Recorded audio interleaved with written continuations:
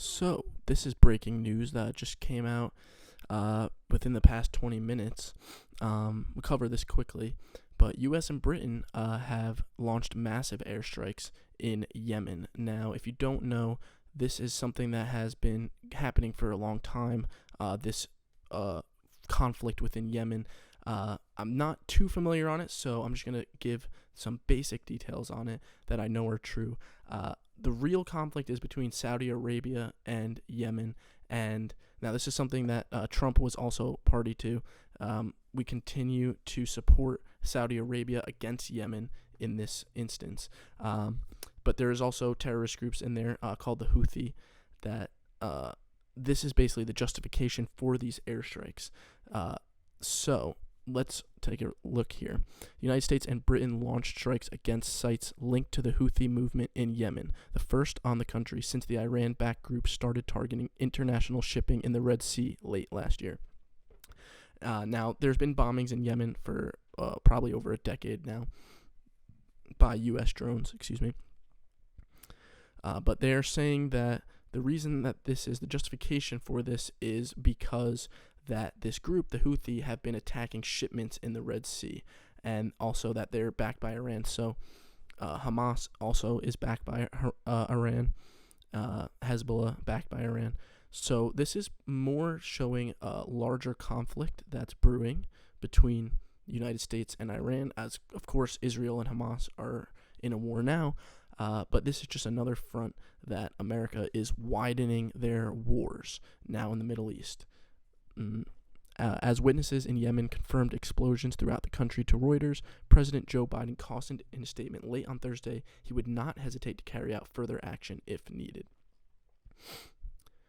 These targeted strikes are a clear message that the United States and our partners will not tolerate attacks on our personnel or allow hostile actors to imperil freedom of navigation. So I didn't see this, but apparently they have been attacking those shipments, and they were warned to stop that action, or there would be consequences. However, I mean, you could say whatever justification you want to continue war, but I think we just need to be in a place where we say, stop fighting, stop killing people, right? Now, sure, there's many justifications for this that our supply lines are being disrupted, but the answer is never to blow people up, especially in the situation where we have war in Europe, we have war in the Middle East, and it's just a constant escalation every single time. And if this continues, we're going to end in World War III. We're going to end in many, many more people dying. All right? Let's see what else it says here. The ongoing strikes are the most dramatic demonstrations to date of the widening Israel-Hamas war in the Middle East since its eruption in October. One U.S. official said the strikes were being carried out by aircraft, ship, and submarine. It said that dozens of locations were targeted, and the strikes were intended to weaken Houthis' military capabilities. Houthis, who control most of Yemen, defied a UN and other international calls to halt their missile and drone attacks on Red Sea shipping routes and warnings from the United States of consequences if they failed to do so.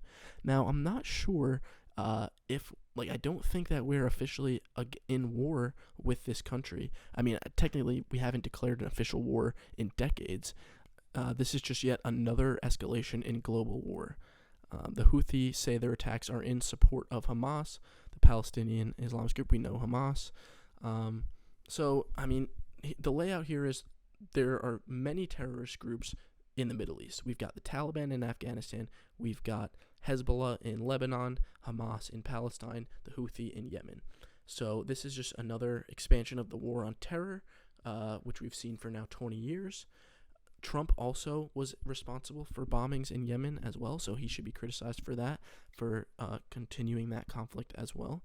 But again, we don't want to see this. We don't want to see more war because it all just points in the direction of global war.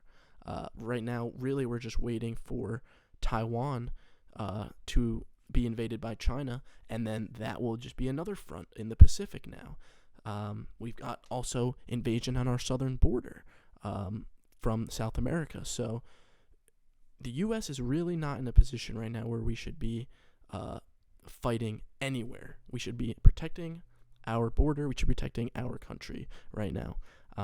So just keep that in mind as we go further into this year, into this election, because if you want to see more bombings, if you want to see more fighting in the Middle East, more fighting in Europe, more fighting all over the world, and a possible World War III, then we should continue on this path. If you want something different, then you should do a little bit more research and see what candidates are not supporting war. Nikki Haley, the frontrunner, supposedly, of the Republican primary, according to the media, is an absolute lover of war and the military-industrial complex. So just keep in mind all of this as you watch everything going forward for the rest of this year. Thank you for watching. If you enjoyed this video, please give it a like. Consider subscribing. I'll continue covering more topics like this that I think are important, and we will definitely continue watching this story specifically because the last thing we want right now is more war to break out. So again, please subscribe, and I will continue covering more stories like this. Have a great rest of your day.